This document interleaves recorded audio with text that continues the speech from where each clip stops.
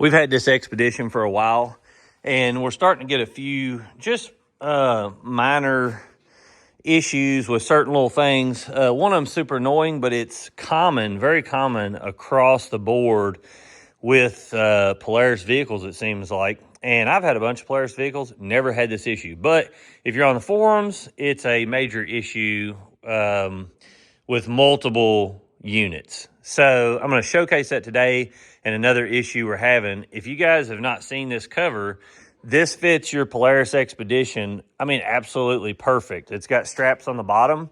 I'll put a link in the bio. You click more below the video, and I'll give you a discount code to get one. But if you guys keep yours out in the elements and stuff, this is a game changer for you guys. Now, you can pull it even tighter. Like I said, it's got straps that bungee it and pull it from side to side to tighten it. But I'll get this off here, and I'm going to show you some of the issues we've been having. Yep. Click. Oh, you're on. Your sparklies are going. When you go out in the sun, they really shine. Yeah, go out in the sun. They really, really shine. So one of the issues we're having right now, and this is, like I said, a pretty common deal, but if you get in here and you try to push your foot on the brake, I'll show you here. Watch it not work this time, but you turn it over, turn the air off so you guys can hear it. You go to start it, nothing happens. You can push on the brake as much as possible. So Polarises have and this is all Polaris. See how it doesn't want to start? I've got to mess with that every now and then. So I'm going to show you what the problem is, and that way you guys can see that. So on this Xpedition, and it will always be on your brake master cylinder, what I'm about to show you. So basically, you look here, you find your reservoir. That's for your brake. You can see this has a cover on it right here. So we'll take this cover off and show you a little better when we do the install. But if you look up and under this cover, if you look right in here, so let me zoom in for you guys. So if you look right there, that sensor, the black sensor, which is right there, it has the little two wires, the pigtail wires running to it with that plug in it. That basically tells your Polaris that you have the brakes pressed and you can start it. So another thing I'll list in the bio is this right here. So you can get these from Amazon. A lot of companies sell these for $30 to $50 a piece. And this little piece here is what it is. And basically, it's got the seals and everything with it, the one I'm going to list. So you can see your little coupler seals there. That goes before, after on each brake piece to keep it from leaking around the brake lines. And this plugs in. But this goes bad, and it doesn't communicate properly back to the brake pedal and tell the ECU, hey, this guy can start this unit. So that is the issue that we was having. And basically, I've got to replace this, but I want to show it to you up close.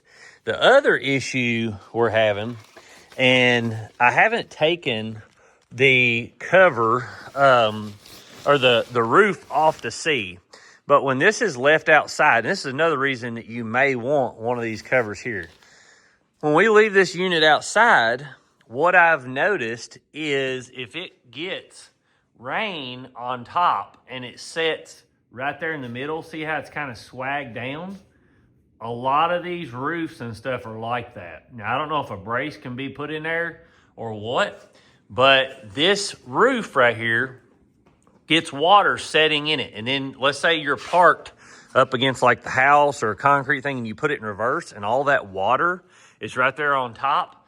It will hit this seam really hard and sometimes blow in through there and go up and under that seam, and then it will come in all through here and soak your headliner, and it'll drip right there.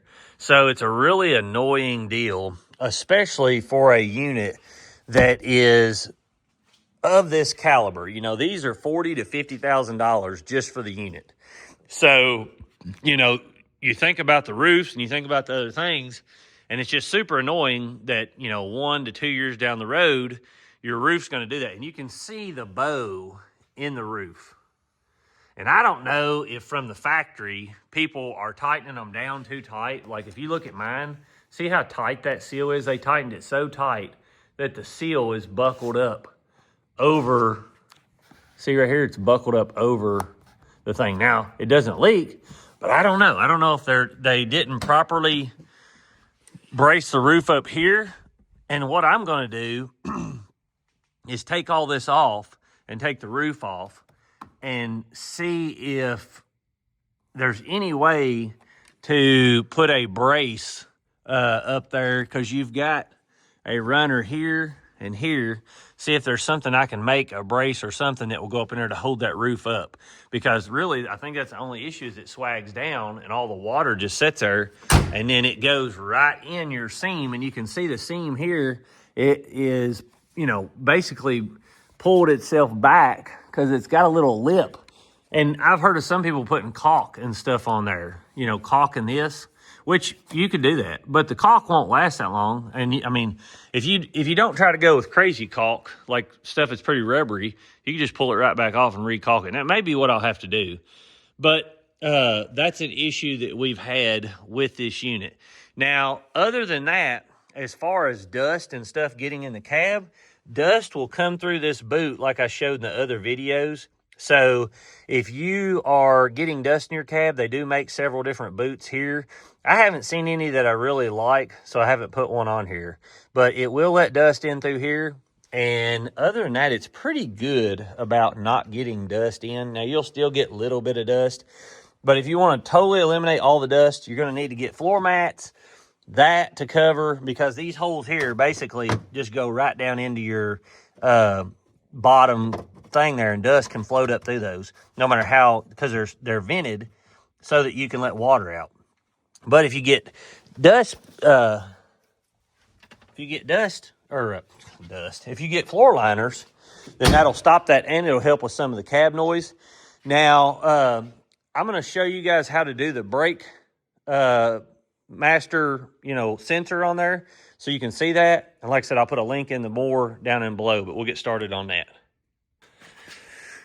To get these off, we're going to need a T40 Torx bit. So we'll get one of those.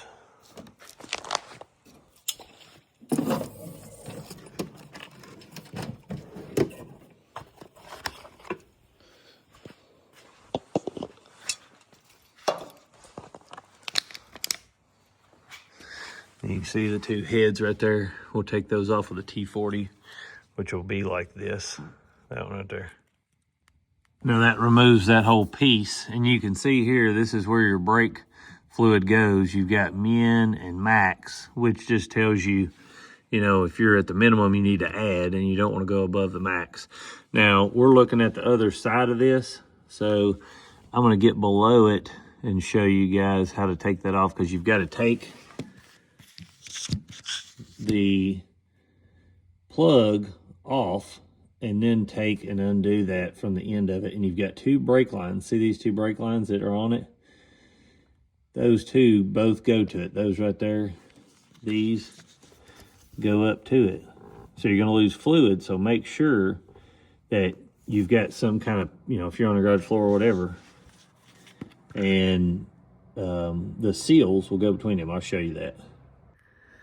So I'm below it now, and basically first thing you're going to do is pop this little clip out, as you can see there, which is going to let your sensor, and you don't want to mess it up, so just move it over here out of the way. And then we've got to find what size this is, which is probably 3/4 or something like that. I'll tell you right here in a second. And I don't think we can stick a socket over the end because of this, so we'll have to get a wrench that fits it. The easiest thing I found was a small crescent wrench like this that you can adjust in there. That will get it loose, and then you can get it loose enough to take off by hand and pull it out. Like I was saying before, I've got it loose now with my fingers. Let's see if I can get it to, well, there we go. So you can see that there's little compression O-rings in between each one of them. See right there, there, and there. You have to make sure that you put those back on, because if you don't, it'll leak. And you don't want to reuse the ones that you've used. They're compression fittings with rubber in them. You can see here, That's the original fitting, but you can see the pinch lines and stuff in it where it's flat, because that's where it's seated properly for that. And here's what a new one looks like. Just so you can see, there's no pinch lines or anything on it. Do not reuse. Make sure you get a kit that has new ones in it. You can see here's the factory Polaris one. 2-prong. This one actually has a bigger opening, the aftermarket one, than this one does. See how little it is? But then the pores are about same size on them. But this one has bigger threads to take it on and off, which I like. And this is littler threads. But that ain't gonna make a difference. It's just a sensor. All right, so I've got it on a spray brake cleaner on it, just to make sure if it leaked, I could still see, because I can always tighten it up. Let's see if that fixed it. Look at that. Perfect.